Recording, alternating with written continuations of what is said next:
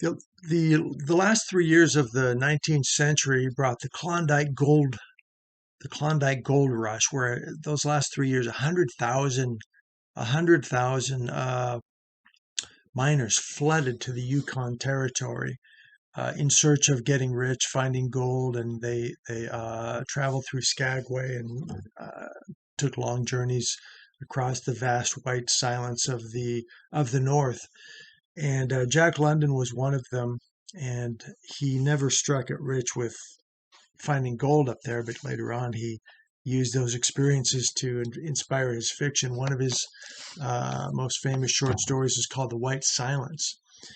And The White Silence is a is a story about you're talking about temperatures that are 60 below zero, and it's survival of the fittest, the survival of the fittest up there, really. Uh, because you make one mistake and you're dead. If one thing goes wrong, you're out in the middle, hundreds of miles from anywhere. One thing could go wrong and you're dead. And that's the kind of story this is, The White Silence. And in this story, London is showing us that action is the law of survival. Action is the law of survival. I just want to talk about that for a minute here.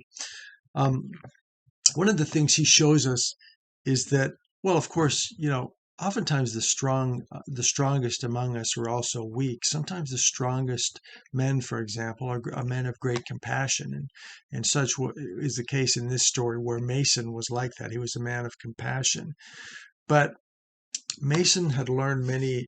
He had been chiseled by the harsh realities and the harsh conditions of the North. And he had learned many lessons about survival and about actions. And one of them he learned is that action is more important than emotion. And action comes before emotion. Just for example, it says here, London writes, strong man and brute though he was, capable. It's talking about Mason, who's running the dog team. Strong man, brute though he was, capable of felling an ox at a blow. No, that's a I knew a guy who could do that, who'd been known for he could knock out a cow with one punch, a rancher. Uh, I don't know if that's something to be proud of, but he was known for doing this. And London writes about a similar type of character, a brutal, strong man that he was, capable of felling an ox at a blow. He could bear to beat the poor animal. He could not bear to beat the poor animal. It's talking about his dogs. He could beat an ox at a blow, but he didn't want to beat this dog. He didn't want to whip the dog because he was a man of compassion. But he could not bear to beat the poor animals, but humored them as dog driver rarely does. Nay, almost wept. So he was such a man of compassion, he almost wept at seeing this poor suffering dog. And then it says, "Come." Mason says, "Come, mush on there, you poor sore-footed brutes," he murmured after several ineffectual attempts to start the load. So action before emotion. Mason saw a poor suffering dog. He's in the middle of sub-zero temperatures, in hundreds of miles from anywhere. Now he could have got down and wept and whined with the dog and cried like a baby, uh, but that's not what he did, because he might have. That's not how you survive in life, and certainly not in the Yukon, is by whining. So, and it says ineffectual attempts to start. So what did he do? He tried to get things going. It said there were several ineffectual attempts to start the load. Okay, so he was working. He was trying to get this thing going. It wasn't working, but he was taking action. And then it says, but his patience was at last rewarded, though the whimpering with pain, they hastened to join their fellows. So the dogs finally got together, despite the fact that they're whimpering in pain. Now, another example of how action is the law of survival. Action is the law of survival. Uh, is let your actions speak. Okay, we don't need a lot of talk. Speak with your actions. That's one of the lessons he teaches. Now listen to this. The afternoon wore on, and and with the awe born of the white silence, the voiceless travelers bent to their work. Nature has many tricks wherewith she convinces man of her finity, the ceaseless flow of the tides, the fury of the storm, the shock of the earthquake, the long roll of heaven's artillery, but the most tremulous, the most tremendous, the most stupefying of all is the passive phase of the white silence. All movement ceases, the sky clears, the heavens are brass. The slightest whisper seems sacrilege, and man becomes timid, affrighted at the sound of his own voice. Soul speck of life, journeying across the ghostly wastes of a dead world, he trembles with his audacity, realizes that his is a maggot's life, nothing more. Strange thoughts arise unsummoned, and the mystery of all things strive for utterance. And the fear of death, of God, and of the universe comes over him, the hope of the resurrection and the life, and the yearning for immortality, the vain striving of the imprisoned essence. It is then, if ever, man walks alone with God. So the white silence, realizing the vast white silence beyond, as far as the eye can see, realizing he's out there, life is so fragile. One mistake and he's dead. And even a silent whisper seems a sacrilege, and he realizes his utter insignificance and the awesomeness of the world around him. And it says, man becomes timid, affrighted by the sound of his own voice. So the awesomeness of his surroundings frightens him. And how does he respond to his fear? He lets his actions speak. It says, the soul speck of life journeying across ghostly wastes of a dead world. So he keeps moving. He doesn't sit around whimpering with fear. He keeps moving. He stays in action. He trembles at his own audacity, but he keeps moving. And then it also shows us here that action defeats fear, or action battles fear. That's what he's doing here. He's battling fear by staying in action. He's focused on the action, and it keeps fear at bay. London also teaches us that, action without emotion is what's needed. Action without emotion. Emotion can be stupid. Emotion can be a way of acting almost from primal instincts that are unhelpful.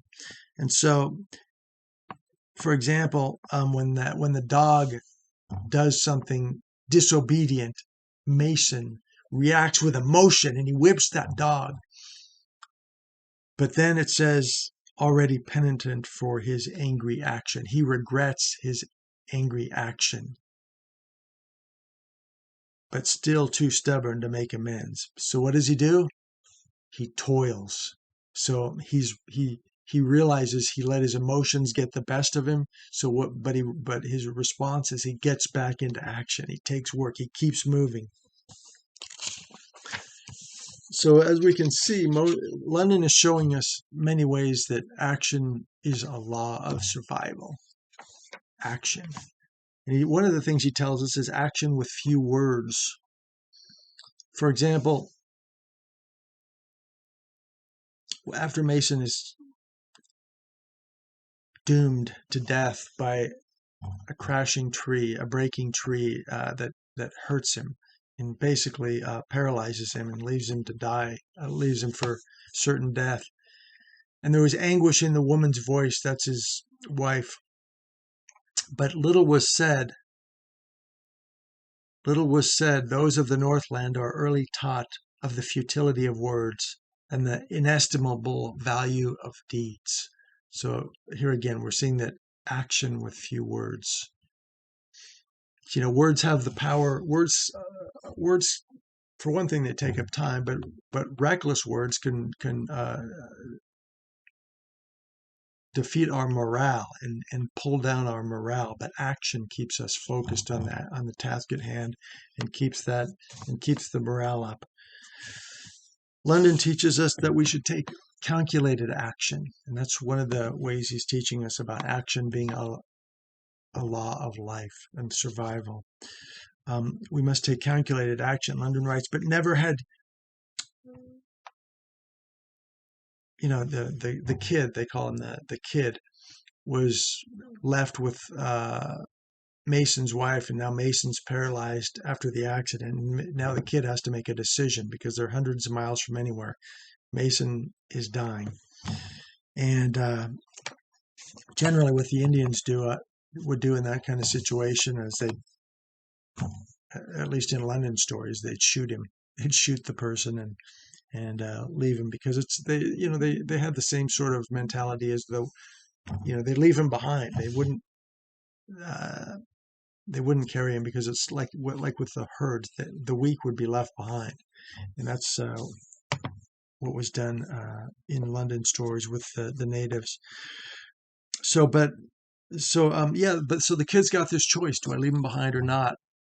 And it says here, but never had he faced so stiff a problem as this. In the abstract, it was plain, mathematical proposition: 3 possible lives against 1 doomed one. So he's taking calculated action. He's doing the math.